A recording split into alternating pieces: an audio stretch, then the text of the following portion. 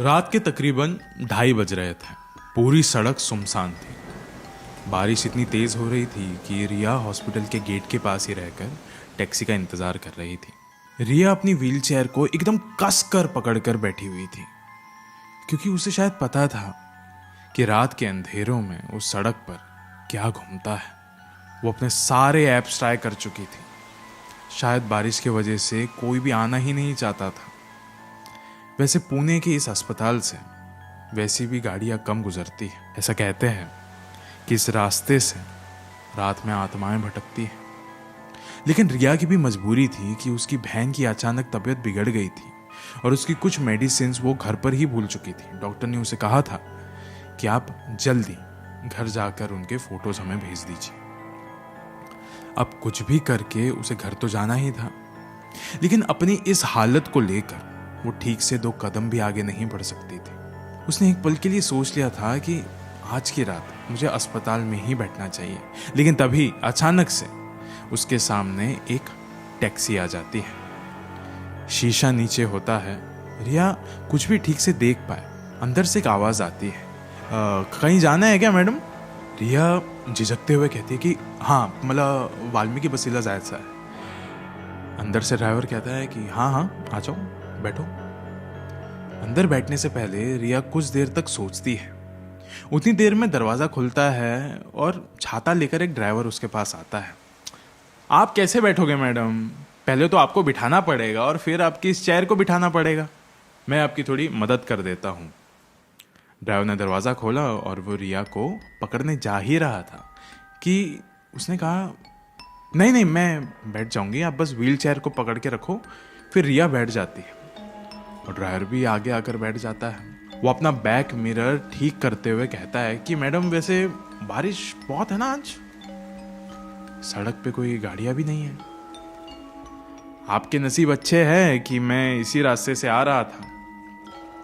रिया ने कुछ भी जवाब नहीं दिया। उस ड्राइवर ने गाड़ी आगे चलाई और कुछ देर बाद उसने कहा कि वैसे मेरा नाम कुणाल है।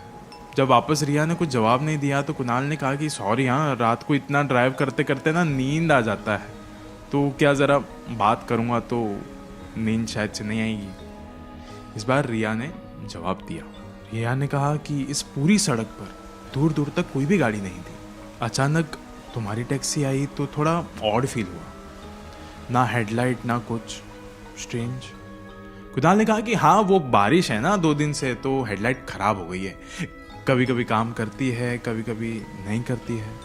कोई बात नहीं, हम लोग 10 मिनट में पहुंच जाएंगे, उसके बाद मैं सीधा घर पे ही चले जाऊंगा। रिया भी थोड़ी अनकंफर्टेबल थी। वो बस चाहती थी कि कैसे भी करके वो घर पहुंच जाए और मेडिसिन की फोटो खींचकर डॉक्टर को भेज दे। कई सालों से वो और उसकी बहन अकेली ही रहा करते थे और जब रिया का कुछ महीनों पहले एक्सीडेंट हुआ तब उसकी बहन ने उसकी बहुत देखभाल करी थी। रिया भी अब वही करना चाहती थी। वो ये सब सोच ही रही थी कि अचानक उनके सामने जोर से एक पेड़ आकर गिर जाता है। कुणाल ने एकदम अर्जेंटली ब्रेक्स लगाए। रिया और कुणाल दोनों ही एकदम शॉक थे कि चलो एटलीस्ट बच गए। कुणाल नीचे उतरा और आसपास देखने लगा। वो रिया की खिड़की के पास आया और उसने कहा कि आगे जाने का रास्ता अब पूरी तरीके से ब्लॉक्ड है। होलकर ब्रिज से लेके चलूं? होलकर ब्रिज का नाम सुनकर रिया और थोड़ी घबरा गई। बचपन से अगर उसने किसी जगह की खौफनाक कहानियां सुनी थी तो वो इस ही जगह की थी। रिया ने कहा कि नहीं नहीं, आप साइड से ले लो ना, देखो जगह तो है थोड़ा। कुणाल ने कहा कि क्या मैडम, जल्दी पहुंचने के चक्कर में टायर की क्यों वाट लगाओ? देखो होलकर ब्रिज से ले लेता हूँ, थोड़ा लॉन्ग कट है पर आप सेफली पहुंच जाओगे ना, उसकी गारंटी मैं देता हूँ बस। रिया कुछ और बोले उससे पहले ही कुणाल गाड़ी में बैठता है और राइट टर्न लेकर आगे चला जाता है। रिया ने बगल में पड़ी अपनी व्हील चेयर को थोड़ा एकदम कस के पकड़ा हुआ था कि अगर कुछ भी हुआ तो मैं फौरन उतर के यहाँ से चली जाऊंगी, भले कैसे भी। उतनी देर में कुणाल ने वापस अपना बैक मिरर एडजस्ट किया और कहा कि वैसे होलकर ब्रिज के बारे में तो जानते ही होंगे ना आप? रिया ने कहा कि जानती हूँ। कुणाल ने कहा कि क्या लगता है वो औरत अब भी वहाँ पे भटकती होगी? I mean, वो तो मर चुकी है, उसे थोड़ी ना पता होगा कि उस एक्सीडेंट में उसके बाद उसका बच्चा भी मर चुका था। मैडम ऐसा कहते हैं कि आज तक वो हर एक गाड़ी को रोककर अपना बच्चा मांगती है और अगर किसी ने नहीं रुकाया तो वो उन्हें भी उसी तरह बना देती है। इस कहानी के बाद रिया थोड़ी और भी ज़्यादा डरी हुई थी, लेकिन कुणाल अब भी अपने बैक मिरर में ही देखकर रिया से बातें कर रहा था। कुणाल ने कहा कि आप इन सब कहानियों पर भरोसा करते हो? अरे ऐसा कुछ भी नहीं होता है, मैं तो कई बार आया हूँ यहाँ पे रात में। बस बारिश है ना, इसलिए पूरा रास्ता सुनसान सा लग रहा होगा। देखो ना, कोई भी गाड़ी नहीं है। और तो और रिया ने फिर अचानक से जोर से कहा कि आगे देखो।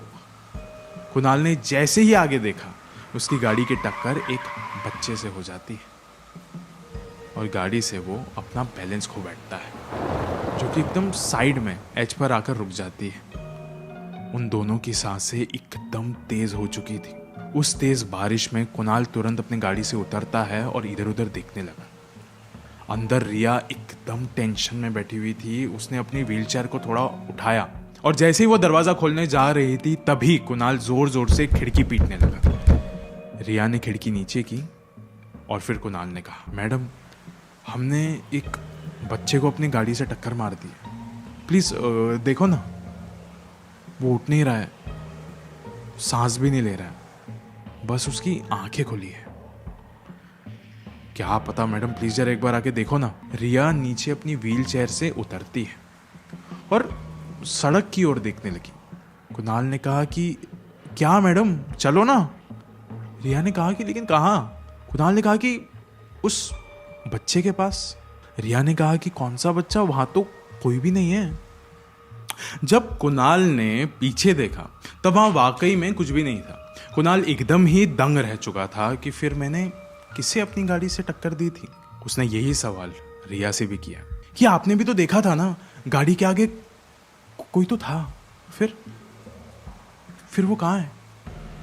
आपको बुलाने से पहले भी मैंने उसे देखा था, वो जख्मी था।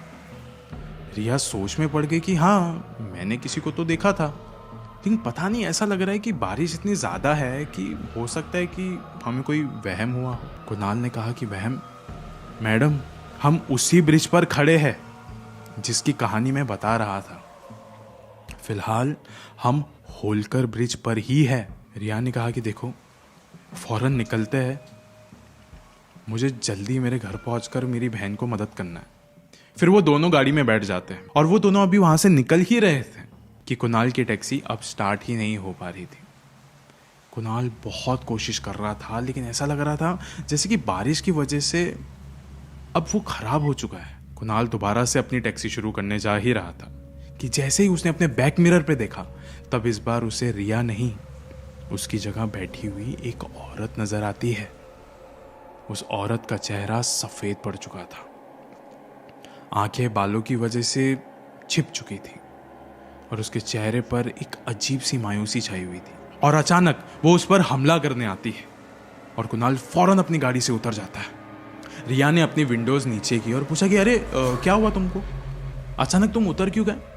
वापस से सब कुछ एकदम नॉर्मल देखकर कुणाल ने कहा कि नहीं, पता नहीं, मैं अचानक से डर गया था। जाने दो, मैं अपने एक बंदे को कॉल लगाता हूँ, वो शायद आकर हमारी मदद कर सकता है।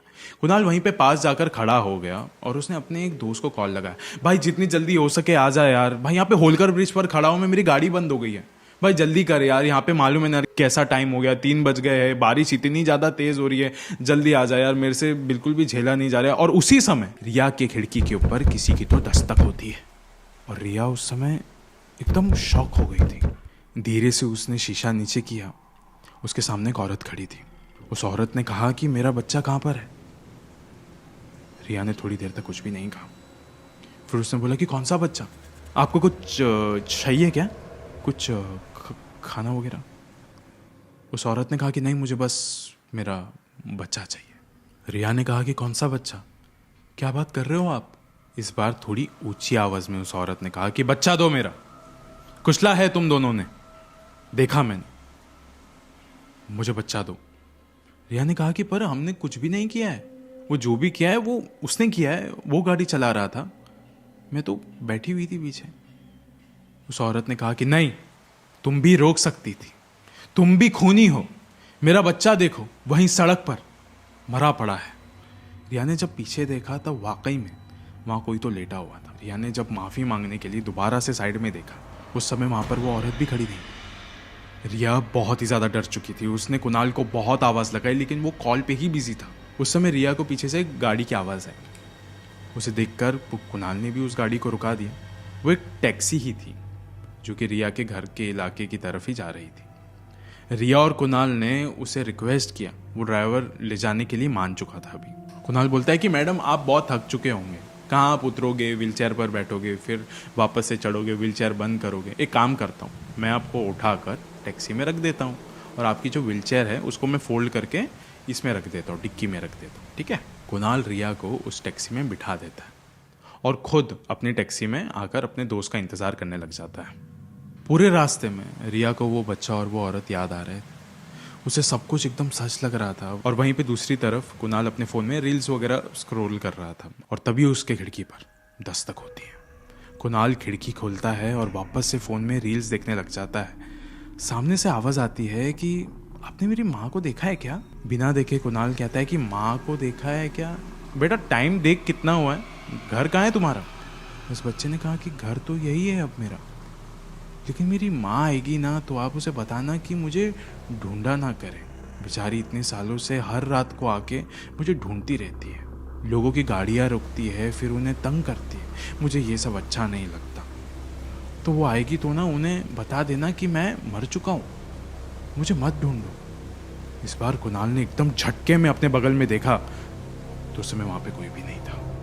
कुछ देर बाद अब रिया घर के नीचे पहुंच जाती है। वो ड्राइवर को बोलती है कि आप प्लीज़ मेरी व्हीलचेयर डिक्की में से निकाल दोगे। ड्राइवर उतरता है गाड़ी से, डिक्की खोलता है और वो रिया के खिड़की के पास आता है और कहता है मैडम पीछे तो कुछ भी नहीं है। रिया ने कहा कि अरे ये कैसे पॉसिबल है, हो सकता है कि शायद उस गाड़ी के पास ही होगी। वो फ़ौरन अपने नेबर को कॉल लगाती है और कहती है कि प्लीज़ आपके पास जो कीज़ है उससे आप मेरे घर जाओ और मेरी बहन की कुछ दवाइयाँ है वो मुझे अब नीचे ला कर दे दो। कुछ देर बाद उसका नेबर दवाई लेकर नीचे आते और रिया को दे देता है। रिया कहती है कि चलो भैया, और सुनो होलकर ब्रिज से ही जाते हैं, मैं अपनी चेयर भी ले लूँगी वहाँ से। जब वो लोग वहाँ पे पहुँचते हैं कुछ समय बाद, वहीं पे कुणाल की गाड़ी लगी हुई रहती है जिस जगह पे थी, और व्हील चेयर भी गाड़ी को एकदम लग कर रखी हुई थी।